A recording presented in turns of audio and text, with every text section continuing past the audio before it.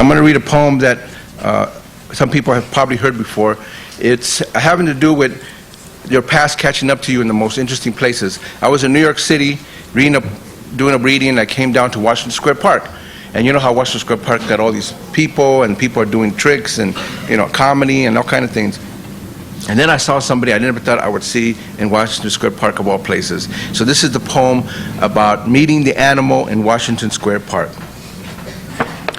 The acrobats were out in Washington Square Park, flaying arms and colors, the jokers and breakdancers, the singers and mimes. I pulled out of a reading at New York City College and watched a crowd gathering around a young man jumping over 10 garbage cans from a skateboard. Then out of the side of my eye, I saw someone who didn't seem to belong here, like I didn't belong. He was a big man, 6 feet and more, with tattoos on his arms, back, stomach, and neck. On his abdomen were the words in huge Old English lettering, Hazard. I knew this guy. I knew that place. I looked closer. It had to be him. And it was. Animal from East LA.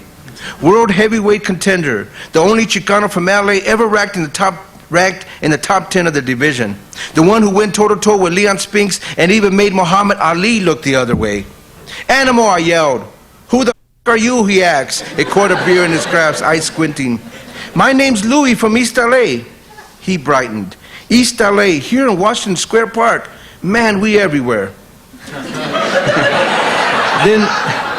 But then the proverbial what part of East LA came next, and I gave him a shock. From La Guardia, I said. That's the mortal enemy of the Big Hazard gang. I should kill you, Animal replied. Hey, if we were in LA, I suppose you would, but we in New York City, man. I should kill you anyway. Instead, he thrust out his hand with the beer and offered me a drink. We talked about what had happened since he had stopped boxing, about the time I saw him at the Cleaning House Arena looking over some up-and-coming fighters, how he had been to prison and later ended up homeless in New York City with a couple of kids somewhere. And there he was with a mortal enemy from East LA talking away. I told him how I was now a poet, doing a reading at City College, and he didn't wince or look surprised. Seemed natural. Sure, a poet from East LA, that's the way it should be. Poet and boxer, drinking beer among the homeless, the tourists, and acrobats, mortal enemies. When I told him I had to leave, he said go then, but soon shook my hand East LA style and walked off. Maybe someday you'll do a poem about me, eh? Sure, Animal, that sounds great. Someday I'll do a poem about you.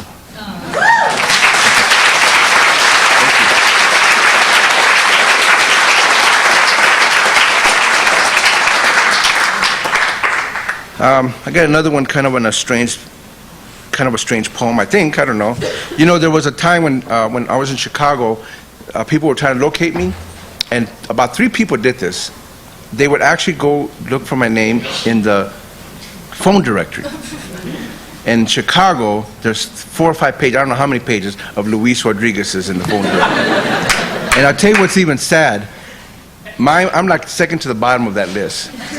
So one time, this guy called and he said that he went through the whole list, called everybody on there, finally got to me.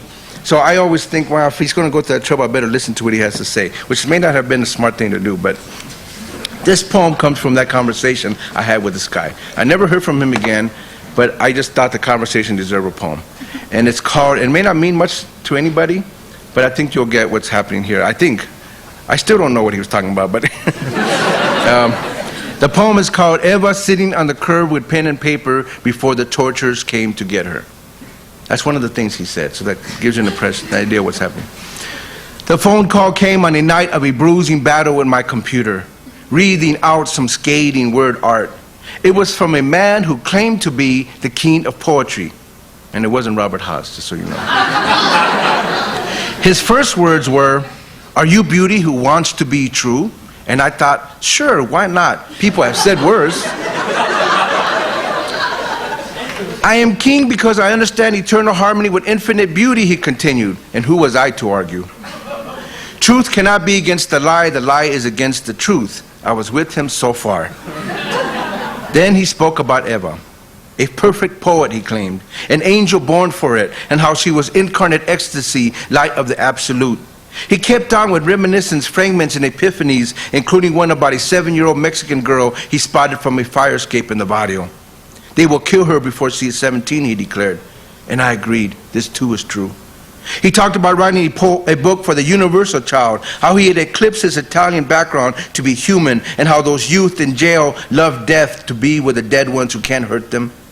He appeared to surpass even this, the real, the cold, the brutal tongues licking us to sleep. Here was a Dante for our times, whose mythical Eva rouses poetry from his quilted slumber. Here was a concrete Buddha, challenging even me to drink from the chalice of my own gifts. You are on your knees, stand up, he yelled, before hanging up his words like wings to cross the battered skies of all illiteracies. Thank you.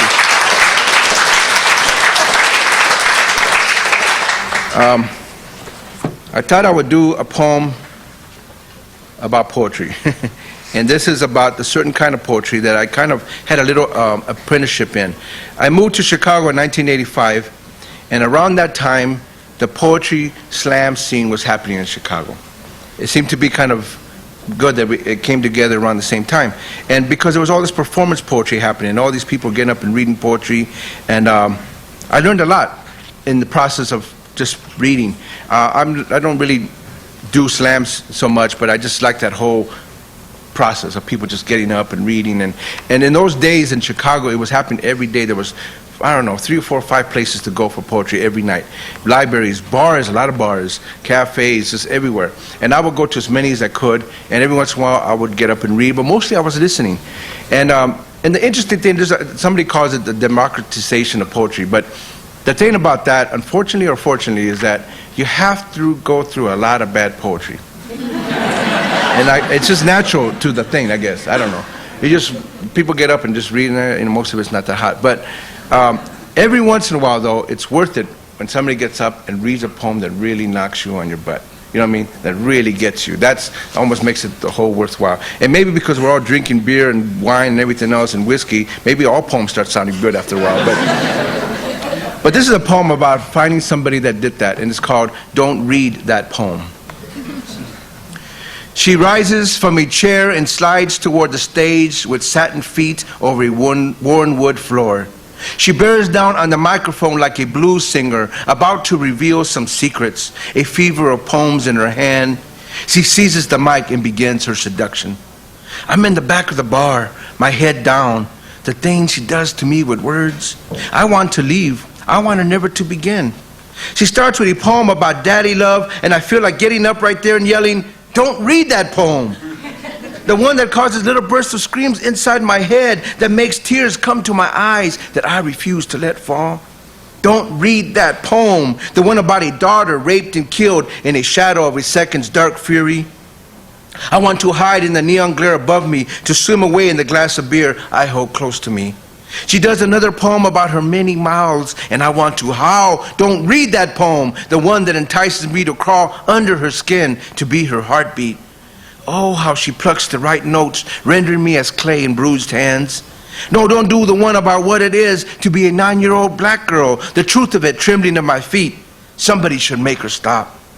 I should be home, watching TV, blank-eyed behind stale headlines, cold popcorn on the couch, a dusty turntable going round and round and round. I should be fixing a car or shooting 8-ball, but I can't leave. I need to taste the salt of her soliloquy, to be drunk with the sobriety of her verse quaking beneath my eyelids.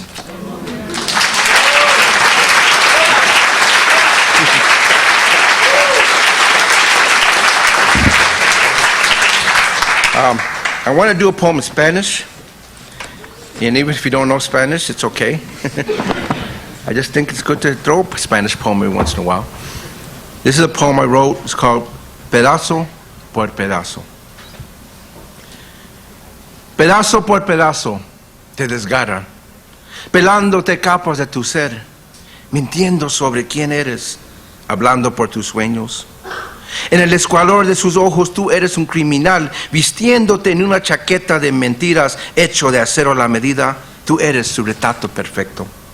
Quítatelo, haz tu propio manto, desafía a los interrogadores, mira bien la muerte en su mirada, di que no los rindirás, di que no los creerás cuando te nombren de nuevo, di que no aceptarás sus reglas, sus colores, sus morales depravados.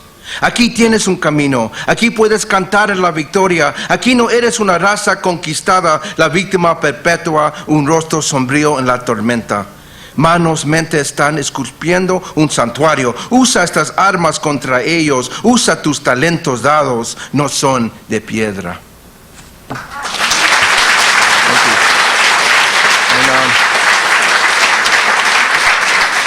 And I think I'll be a nice person and read you the English translation of that. Okay. It's called Piece by Piece. Piece by piece they tear at you, peeling away layers of being, lying about who you are, speaking for your dreams. In the squalor of their eyes, you are an outlaw, dressing you in a jacket of lies, tailor-made in steel. You fit their perfect picture. Take it off.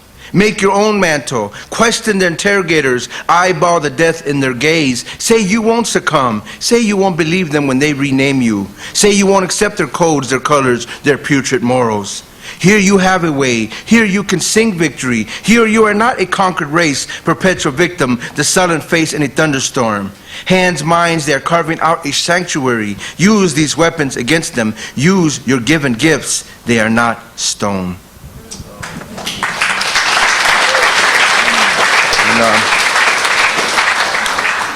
I'm really honored to be here. You know, 22 years ago, I was actually walking these streets and these, what do we call them, corridors, and I was part of the summer program for minority journalists at the journalism program. It no longer exists. And I think part of the reason, I'm guessing here, is because a lot of radical minority, well, they call them minorities, but journalists of color came out of it. And almost every one of them, not almost, a lot of them got fired or quit because it was really hard to be a thinking, inquisitive journalist in the kind of journalism that we're in. And I was one of those people. I lasted maybe 2.5 years in the newspaper before I had to quit.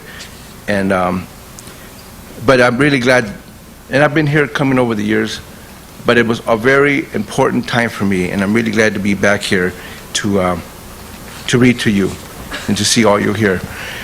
I'm going to read a poem by request. This is, as Robert Haas mentioned, I do have a poetry press called Tia Chucha Press, and it's based in Chicago, but we're going to open up an LA section of it. And we've been doing, I guess we got about 35 books now and a CD, and we're constantly trying to look for new work, even though it's really hard. Money's really hard to get. We don't got no money, to be honest with you, but we keep trying anyway. And then when I moved to LA, we got this idea to do this bookstore, coffee shop, art gallery, performance space called Tia Chucha's Café Cultural. And it's been open for a year now. And this is a very important development considering that there are co-communities and as you know, but in LA it's kind of a strange thing because it is the media entertainment capital of the world. And I happen to move into this part of the valley that's the northeast side of the valley they call the Mexican side. It's 400,000 people. 80% Mexican or Central American, and there was not one bookstore, not one movie house, not one cultural center. And it's worse in South Central and it's worse than East LA. Here you are in the media entertainment capital of the world. So we created the space and it's become a very vibrant, important gathering place for ideas, for books, for art, for writing, for poetry. Just people are coming together. Yesterday they had an all-day peace kind of a gathering place there because the kids were walking out of the high schools, and the teachers came to us and says they're going to walk out, but we don't want them to get arrested or just hanging out and not know where to go, so we suggested have them come to Tia Chucha's. And I haven't heard the latest, but apparently they brought in some theater group, they have films to show them, they have a dialogue, they want to talk about the issues, they put up a big banner saying no blood for war, and hopefully they didn't get arrested there, but it was important to have a place where they can actually be educated too on what's happening, and so I think it probably went very well. Anyway, I'm going to read you the poem to my Tia Chucha. The reason why I name all these things after my Tia Chucha, she was the crazy relative in my family, and so this is to honor, I guess, all our crazy relatives, because I know we all have one, and some of us, some like Robert, are the crazy relative. No, well, you have to be when you're a poet. They're always like the weird one in the family. But anyway, but I think that's good. You have to honor that spirit of kind of breaking through the mold, of letting your art really lead your life. And very few people really do that. And so this is to honor all of that. This is Tia Chucha. Every few years, Tia Chucha would visit the family in a tornado of song and open us up as if we were an overripe avocado. She was a dumpy, black-haired creature of upheaval who often came unannounced with a bag of presents, including homemade perfumes and colognes that smelled something like rotting fish on a hot day at the tuna cannery. They said she was crazy. Oh, sure, she once ran out naked to catch the postman with a letter that didn't belong to us. I mean, she had this annoying habit of boarding city buses and singing at the top of her voice. One bus driver even refused to go on until she got off. But crazy? To me, she was the wisp of the wind's freedom, a music maker who once tried to teach me guitar, but ended up singing and singing, me listening and her singing, until I put the instrument down and watched the clock click the lesson time away. I didn't learn guitar, but I learned something about her craving for the new, the unbroken, so she could break it. Periodically, she banished herself from the family and was the better for it. I secretly admired Tia Chucha. She was always quick with a story, another Pepito joke. You can ask me later what a Pepito joke is. Or a handwritten lyric that she would produce regardless of the occasion. She was a despot of desire, uncontainable as a splash of water on a varnished table. I wanted to remove the layers of unnatural seeing, the way Tia Chucha beheld the world with first eyes like an infant who can discern the elixir within milk. I wanted to be one of the prizes she stuffed into her rumpled bag.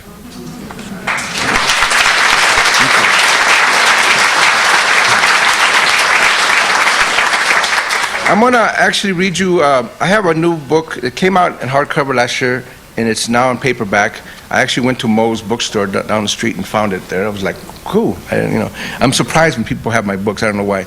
But, when I first started getting published, I don't know if anybody else did this, but the books would always be hidden behind other books, and I would always put them up in front and put them in other places and put them on desks, and it's just kind of this weird thing.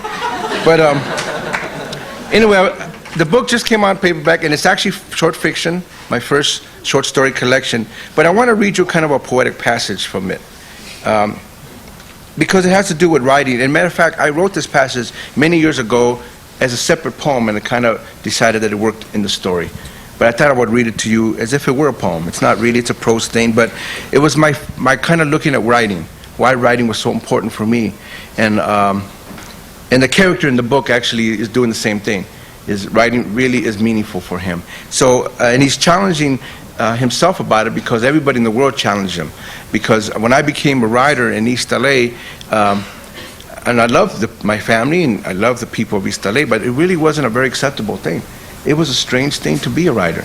People actually were worried that I was off, like my tia, what's wrong with this guy? And because, there you're surviving. And if you got a job and you made it in a factory and you're working in a steel mill and you're in the garment industry, you made it. I was like, you good, hang on to that. And I was working in those places and there was no soul satisfaction. And I needed to go there. Partly because my father, I saw his soul kind of completely get crushed. He was a very learned person from Mexico, got a lot of degrees, wrote books, comes to the United States and ends up working in dog factories and paint factories and selling pots and pans and Bibles in the corner. He used to sell chicharrones, down the street. And then he ends up retiring as a janitor. And I know that whatever his dream was crushed. And I kept thinking about, I didn't want that to happen to me, even if I didn't know how to not happen, how not to let it happen. So I'm going to read you this thing about writing. And got to drink a little bit here.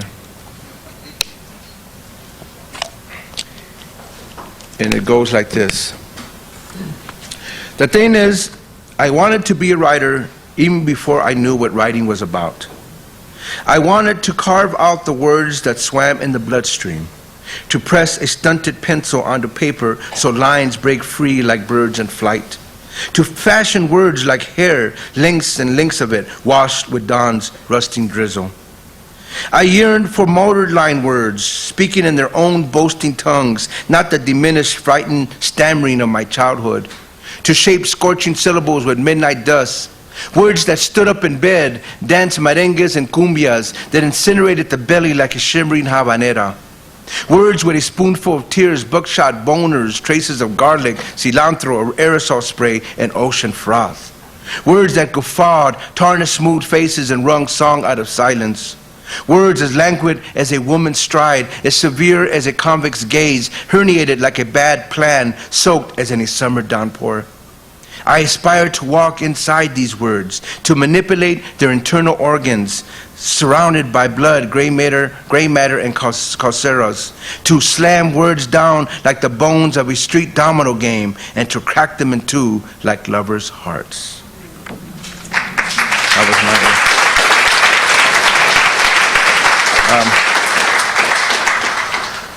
actually, how much time do I have? There you go. I have about 5 minutes, so maybe what I'll do is I'll end with this one poem, and then give you my thanks for being here, to being so attentive, to listening, and for having this very beautiful poetry series. Thank you all for just being there for poetry. We need more poetry, a lot more, all the time, anywhere, anytime, poetry everywhere. And so I'm going to read you this last section of this one poem in my book. This is, I guess, I would call it my recovery poem. Part of my life's journey was that I was on drugs for 7 years, and then I drank for 20 years on top of that. And it led to a lot of not having relationships. It led to a lot of sabotaging, self-sabotage. It led to even not being a good father. And even though I eventually got it together, I think to a point where I could be a good father, could have a good relationship. Sometimes it was a little bit, it was late. And I went to a recovery program it's going to be 10 years in June. And I've been sober ever since then. And it's really been amazing to me. A lot more, I didn't realize how much energy there is in being sober, how much you could do creatively. And it's very hard because you're always wanting to drink again, but after almost 10 years, it's getting a little better. I named this section Notes of a Bald Cricket. It's a very long poem. It's 7 pages long. I'm not going to read the 7 pages. I'm only going to read the end. And the reason why it's called Notes of a Bald Cricket, because when I was a kid, my dad used to name all my brothers and sisters after animals or insects. My brother was called El Rano, Rano for La Rana, the frog. My one sister was La Pata, the duck. And my other sister was La Cucaracha, for the cockroach. And I was El Grillo, which is the cricket. And apparently the reason he wouldn't find qualities in the little kids when they were born, and that's why he named them. And my quality was, as soon as I started to walk, for some reason I had a little jump in my walk. I don't know why. So I was the cricket. And then in the summer times, we would, because we were living in South Central LA and in Watts, and it was really hot, and if you're not careful, you'll get lice. My mom would always cut her hair like, bald, so that we wouldn't get that much lice. So then they started calling me El Grillo Pelón, the bald cricket. So over the years, that was my nickname. So I named this the Notes of a Bald Cricket, and I'm just going to read you the last section, which is kind of like an identity poem, a poem of I am, what am I doing here, and it goes through a number of images and details and a number of various things that hopefully one or two or three of them will come to you. As you know, poetry, it's meant to have to be read over and over again. You may not always get it the first time you hear it, but you're always getting some image, some detail that kind of hangs with you, and that's the one you need to hang on to as you're listening. So this poem will come in with a lot of different things, and maybe 1 or 2 or 3 or 4 or 5 images will stay. And it goes like this. Wading through the lush of memory, through speechless sounds, seeing myself in the backhand of past lives, crumbling emotions surround me as this obsessive and irresponsible poetry man beckons to write, to tell truths. Oh, such a liar. I'm just a sleeveless jacket in a closet of worn clothes. I'm the incision of scarring verbs across the faces of all my loves. This Mexican who is a stranger in Mexico, this pocho who hates milk with his coffee, juice with his vodka, who speaks English with an East LA accent and Spanish with an East LA accent. This Tarahumara's lost son, this gravel tongue, this ghost beneath every ruin, rising like jaguar's breath in a tropical storm. All sacrifices reside in me, all jagged chests, all virgin hosts, all warrior princes, all my Linches and Guatemocs residing in my lungs, filled with the wreckage of 2 massive oceans, all bloods commingling. This Moor whose poetry stains the library walls, this armor-plated mail-wearing, sword-thrusting Andalusian who flew landward through Iberian coast and those of Sem Anahuac. I am Cortez's thigh. I am the African beard. I am the long coarse hair of Chichimeca skulls. I'm Chicano poet, a musician who can't play music as a musician is a poet who works in another language. There is a mixed ecology of brews within me. I've tasted them all, still fermenting as grass-high anxieties. I'm rebel's pen, rebel's son, father of revolution and verse. I am capitalism's angry Christ, Techno-Quetzalcoatl, toppling the temples of modern thievery, of surplus value and word art, exploited, anointed, and perhaps double-jointed. There's a brown goddess in my eye, a Guadalupana for the broken red earth. The sacred is too sacred for walled cathedrals, for incest and Baroque martyrs and vested garbs, for pulpit schemers and sweat lodge fakers and garbled spiritualists on the best-selling list. I am disciple and elder. I am rockero and hip-hop bandit, rapping Aslanese in between brick-lined texts. What do I know? What blazing knowledge can I spare? Who can burn with me and not get burned? Violence used to be great solace, alcohol my faithful collaborator, scratching dank words from stale corners. Now there are whole cities in my gardens. A stack of drums pulsing from my temples, saxophone riffs streaming from the sky like a waterfall into the canyons of my body. Walls carry my name, walls in their luminant fractures. Walk with me then, walk to the Maya.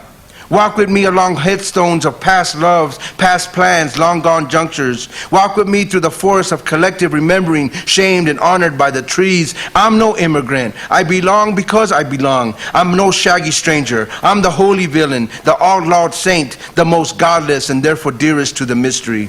Where suicide is not solution, where poems no longer puncture the fathoms, and where walking with me is to become brethren, to rain and night sweats and the betrayed. Thank you very much. Muchas gracias. Gracias, Camacho. Thank you.